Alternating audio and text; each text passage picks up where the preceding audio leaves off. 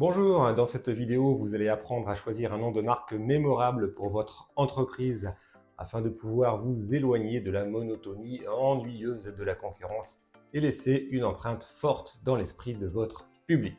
Nommer une marque est peut-être la tâche la plus émotionnelle dans tout le processus de branding, et c'est normal. Parce qu'en fait, depuis qu'on est tout petit, on nous apprend à nommer ce qui nous tient particulièrement à cœur. Des doudous, des jouets, des animaux de compagnie, et puis voilà, plus tard, nos enfants et enfin notre entreprise. Alors quand il s'agit de nommer sa marque pour la première fois, c'est en général le chef d'entreprise, la personne la plus active au sein de la société qui s'y colle, et il aborde ce naming professionnel, bien comme toutes les fois où il a eu à nommer quelque chose dans sa vie, c'est-à-dire sans détachement émotionnel, ce qui rend l'objectivité de la tâche bien plus ardue. Alors quel est le but d'un nom de marque? Eh bien un nom de marque a plusieurs objectifs, mais le principal est qu'il doit rester en mémoire. Un nom de marque plante une graine dans l'esprit du public pour qu'il se souvienne d'elle. Donc, créer un excellent nom de marque, ce n'est pas qu'une question de sentiment personnel, le résultat sera bien plus efficace si le chef d'entreprise prend la hauteur nécessaire. Il y a deux caractéristiques principales d'un excellent nom de marque. La première, comme on l'a dit, c'est son pouvoir d'accroche. Si le public oublie le nom, la marque échoue dans sa première tâche. La deuxième caractéristique est qu'il doit être stratégique. Il doit contribuer à solidifier votre positionnement dans l'esprit du public, c'est-à-dire la façon dont la marque veut qu'on se souvienne d'elle. Si ces deux caractéristiques sont incluses dans le nom, c'est plutôt bien parti. Voyons de plus près quelques typologies de noms de marque. Il y a des noms de marque qui portent le nom du fondateur, comme Dior, McDonald's, Ford par exemple. Alors, si vous êtes célèbre, pourquoi pas, sinon l'intérêt n'est pas fou aujourd'hui.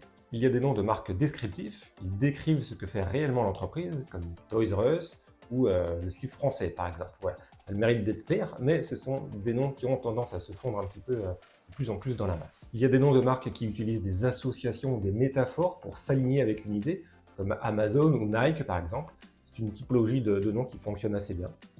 Il y a les noms inventés sans véritable sens, comme Google ou Kodak par exemple. Ce sont des noms abstraits qui peuvent avoir un sens caché ou jouer sur l'inconscience des sonorités, comme un logo peut jouer sur l'inconscience des couleurs. Il y a des noms qui portent des lettres redondantes, comme PayPal, Coca-Cola. Utiliser une lettre ou une syllabe qui revient de manière comme une allitération, en fait, ça va améliorer la mémorisation. Il y a des noms en forme d'acronymes comme BFM, IBM. Pour être honnête, je ne suis pas un grand fan de ce type de nom qui apporte assez peu de valeur ajoutée. Il y a des noms qui utilisent la géographie, Air France, Patagonia ou Ushuaïa par exemple. Bref, ce sont quelques exemples. Il y a aussi des mots valises qui fusionnent des deux idées comme Microsoft par exemple. Il y a les noms latins, les noms étymologiques, les noms mythologiques, etc. etc. Il y a vraiment pas mal de typologies de noms. Alors comment bien choisir le nom de sa marque? Je vais vous donner un processus en 6 étapes que vous pouvez utiliser. La première étape, c'est de créer votre buyer persona. Comme je l'ai mentionné plus tôt, le nom de marque ne concerne pas le dirigeant de l'entreprise, mais le public. L'émotion doit les concerner, donc il faut comprendre qui est ce public, ce qu'il recherche, ce qu'il veut, ce qu'il ressent. Et ce n'est que lorsque vous comprenez la perception que vous souhaitez insuffler dans l'esprit de votre public que vous pouvez créer un nom de marque vraiment efficace. Alors, comprenez qui est ce public et créez votre modèle de client idéal. La seconde étape est de définir votre singularité, c'est-à-dire votre proposition de valeur unique, ce qui vous rend différent des autres. C'est l'aspect stratégique du nom de marque. Si vous avez un nom qui vous différencie, qui vous positionne clairement sur votre marché, eh bien les chances que votre public se souvienne de votre marque est considérablement augmentée. L'étape numéro 3 est de réfléchir aux mots-clés. Maintenant que vous savez qui est votre public idéal et que vous connaissez votre singularité, vous pouvez commencer à rassembler des idées. Cela doit être exhaustif, il n'y a pas de mauvaises idées à ce stade, vous pouvez tout mettre sur la table. Prenez le temps d'épuiser toutes les idées possibles, de mots-clés, de génération, de noms de marque. Allez aussi loin que possible dans cette étape, c'est important. L'étape 4 consiste à intégrer, fusionner, consolider.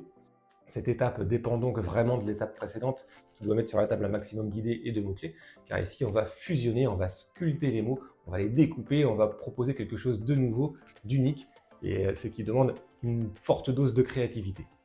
La cinquième étape est de filtrer, c'est comme un contrôle qualité. Établissez un tableau de scoring en prenant en compte le pouvoir de mémorabilité, la stratégie, la concision, la facilité à l'écrire, la facilité à le prononcer, la capacité à raconter une histoire, le pouvoir visuel, etc. Enfin, la sixième étape est d'intégrer les noms à fort potentiel dans le monde réel. Mettez-les à côté des noms de vos concurrents, par exemple, pour voir comment ils s'adaptent. Mettez-les en scène, dans des phrases d'action liées à votre secteur. Je travaille chez, j'ai fait appel à, etc. Donc voilà, ici vous avez normalement une shortlist intéressante à exploiter qu'il faudra évidemment soumettre à la dure loi de la disponibilité juridique et des noms de domaine. Ayez en tête que le nom est l'une des choses les plus difficiles à changer dans une marque. Une fois que vous l'avez choisi, c'est très complexe de changer. Vous devez donc vous assurer que le nom réponde à une stratégie, qu'il a un bon pouvoir de mémorabilité. Vous devez vous assurer qu'il résistera à l'épreuve du temps et représentera votre marque pour la perception que vous souhaitez avoir dans l'esprit de votre public. Un bon nom de marque peut agir comme un catalyseur, c'est une graine que vous semez dans les esprits. Et puis, un bon slogan peut agir comme une pluie pour aider cette graine à pousser. Mais c'est une autre paire de manches, on en reparlera dans une autre vidéo. À bientôt.